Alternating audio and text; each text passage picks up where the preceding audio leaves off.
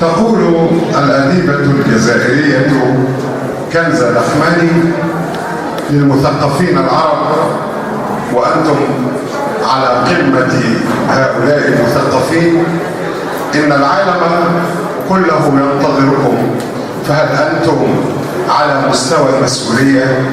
هل فعلا أنت أيها المثقف الذي تنتظر منك الشعوب العربية الكثير من الفعل لا الفكر، ومن العمل لا القول، هل أنت فعلا على مستوى المسؤولية؟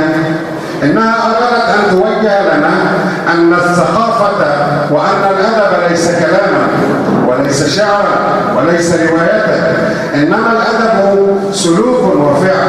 الأدب ليس ما هو في وزارات الثقافة العربية، الأدب في كل نجع وفي كل قطر وفي كل ريف وفي كل مركز وفي كل محافظة. الأدب هو عند الفلاح في حقله، الأدب عند العامل في مصنعه، الثقافة عند المجاهد في جهاده، عند الجندي. ولذلك لا زالت الأمة العربية بأكملها تنتظر منكم الكثير.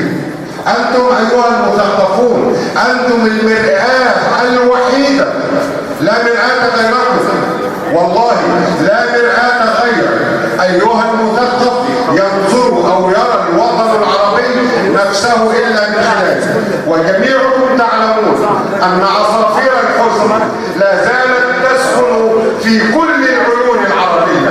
لسنا دولا متخلفة، ولسنا دولا ينقصها علم، ولسنا دولا ينقصها ثقافة، ولكننا دول ينقصها الهمة وينقصها العمل بها. هذه هي الحقيقة. كلكم تعلمون، كلكم مثقفون، كلكم تدركون. بينكم من يعرف الشعر أكثر من شعراء أمريكا وفرنسا، بينكم من يعرف الفكر أكثر من المفكرين. هل تعلمون أن هناك أساتذة من مصر كانوا يعلمون في فرنسا؟ هل تعلمون أن أستاذ الكورس الفرانكيفوني في جامعة كاليفورنيا هو من بلدنا الجزائر، الأستاذة المعظمة آسيا جبار الجزائرية؟ هذه الأستاذة آسيا جبار الجزائرية هي التي تعلم أصعب الكورسات في الولايات المتحدة الأمريكية. هل قرأنا لها أكثر من 60 كتاب مترجم، ولها أكثر من 30 رواية، وكانت المرشحة الأولى هذا العام لجائزة نوبل، ولكن لأن الجائزة تسيطر عليها المؤسسات الصهيونية فأخروا آسيا جبار وأخروا أدونيس السوري، ثم جاءوا بفريدريك مونتيانو الفرنسي لأنه يكتب عن اليهود. فأنتم أصحاب علم وأصحاب ثقافة، وتتحدث عن الثقافة المصرية الجزائرية الأستاذة الدكتورة نوران فؤاد. فلتتفضل. بسم الله الرحمن الرحيم. بعد كل هذه الكلمات الصائبة الجميلة من المنصة، وحي في البداية السادة الحضور، وأحسن ولاد الشمس على هذا الحضور الرائع. لأننا نعلم منذ وقت طويل وأيام طويلة وسنوات طويلة في المجال الثقافي ولم نحظى بهذا الكم من حضور الندوات أخبرهم ولا أحسنهم. فالحقيقة أن الحديث عن الجزائر هو حديث عن الوطن العربي، وعندما يحضرنا الحديث عن الجزائر نقول المجد للشهداء في الجزائر، المجد لشهداء مصر، المجد لشهداء سوريا وفلسطين، المجد لشهداء العراق، المجد للشهداء في كل الوطن العربي، ولتحيا الشهادة وطوبى لمن أرسى محبة الوطن. عندما نتكلم عن الجزائر نتكلم عن أسماء، ونتكلم عن ميادين الشهادة، نتكلم عن الميدان الأبيض، ونتكلم عن ميدان الشهداء، ونتكلم عن ميدان التحرير في مصر، وعن ميدان التحرير في اليمن. يحضرنا أشياء كثيرة. نتكلم عن المناضلة جميلة أبو حميد التي شرفت بمقابلتها في 2012 عندما بعثت من وزارة الثقافة المصرية ضمن وفد ثقافي للجزائر في مكتب الملكية الفكرية الأمدة الجزائري، وتعلمت من هناك الإنسانية والجمال وقيم الرسوخ والنضال في الجزائر أكثر مما علمتها في أي مكان. الكلام كثير عن الجزائر والكلام حماسي، لذا نفضل لهجة الشعر ونستخدم أحرف الومضات الشعرية، فسألقي بعض المقتطفات الصغيرة للحاضرين. في البداية أقول للجزائر: أيتها الفراشة الملتحفة بالفراغ السابحة خلف النور، كيف لي أن أقبض عليك فأجنحتك المزخرفة بالحرير، وكيف لي بأن أمسك بروحي الشفيفة، وكيف لي بأن ألمس الحرير. وأهدي إلى شهداء غزة وشهداء فلسطين أقول لهم رسالة زاجلة من مصرنا البهية إلى فلسطين الأبية، يعضد صدورها مسك الجهاد فحواها، إنهم يألمون كما تألمون، فالجرح العربي واحد. وأهدي أيضا إلى شهداء سوريا فأقول: ما عدت أترقب خيرا من إلهام أكتبه إليك في دمشق، ولن أسمع كلمة عشق تبثني إياها عبر هواتفنا النقالة، ولا أن أشتم رائحة الياسمين ممزوجة بصوت الدافئ. كل الحواس معلقة لدي الآن برائحة دماء أبرار سوريا الذكية تأتيني عن بعد. مبارك عليك الشهادة حبيبي، ومبارك عليك سرمدية الانتظار. إن الكلام عن الجزائر يرجع بي إلى تلك المناسبة الثقافية الجميلة التي رأيت فيها كل ثقافة الجزائر بغير أن أسافر إليها، وحدث ذلك في ديسمبر 2008 عندما دعينا لأن نحضر الأسبوع الجزائري بالتعاون مع وزارة الثقافة المصرية، فوجدنا الغناء الأمازيغي الصحراوي الذي التقى والغناء الصحراوي في مصر. هناك بادية وصحراء في الجزائر، وهناك حدود جغرافية وبادية وصحراء في مصر.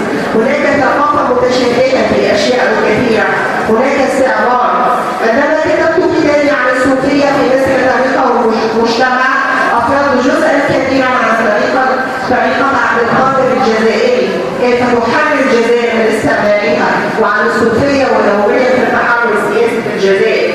التقينا في ثورات مباركة، الثورة الجزائرية، ملايين الشهداء، والتقينا في ثورات المصرية المباركة.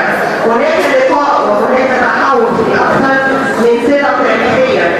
يحضرني أن أتذكر زواج الملك الجزائري العظيم يوبا من الملكة بنت الملكة الفرعونية كليوباترا في العصور القديمة، ويحضرني كان التواصل بين الدولة الفاطمية والدولة الجزائرية، ويحضرني التواصل الحديث في الأدب والرواية. لقد كانت أحد الأعمال التي اهتممت بها ورأيتها ضربا من الخيال ثلاثية محمد الدين، ذلك الجزائري البارع الذي كتب ثلاثية لا تقل بحال عن الأحوال عن ثلاثية نجيب محفوظ المشهورة التي حصلت بسببها على نوبل هذه الجائزة العالمية، كما أنها لا تقل عن ثلاثية الأفلام فتحي غانم تكلم فيها عن اعتصام الإنسان الحديث ما بين الآلة وما بين العمل، تكلم عن عمال الغزل والنسيج فكان ملفتا. محمد الدين كان يكتب بالفرنسية وقرأت لأجله بالفرنسية. يحضرني أسماء وأسماء في الثقافة الجزائرية، وأقول أن المجتمع الجزائري هو مجتمع يصمم على النصر فيصل إلى النصر، يصمم على الشهادة فيصل إلى مراتب الشهداء.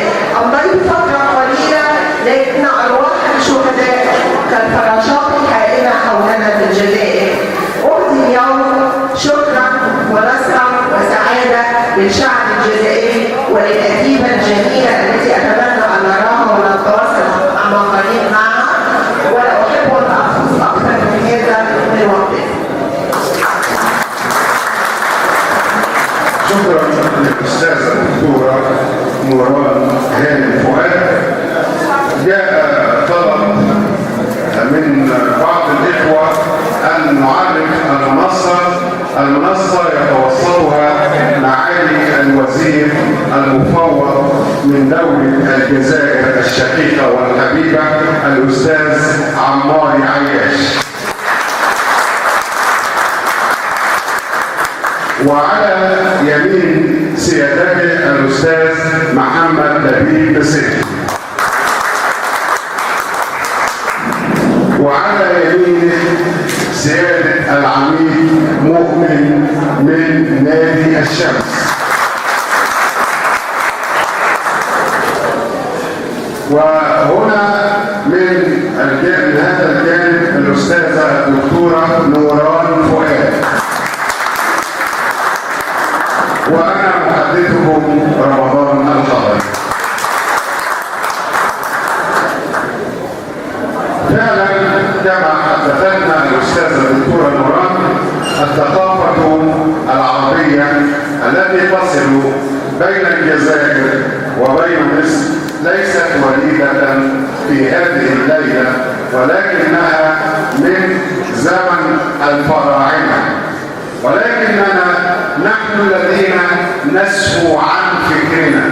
اعلموا أن الجزائر بلد الأئمة، بلد عبد الحميد بن باديس، بلد الفلاسفة الذين أثروا في فلاسفة العالم، بلد مالك بن نبي، بلد الأدباء مثل الطاهر والطاهر وآسيا جبار. ليست الجزائر بالبلد الذي يغفله أي بلد عربي أو أوروبي، إنما تؤثر الجزائر في فرنسا وفي دول أوروبا نفس تأثير هذه الدول فيها. ولذا فنحن نفخر أننا نحتفل هذه الليلة بالمؤسسة المصرية الجزائرية، ويشرفنا فيها معالي الوزير عمار عياش.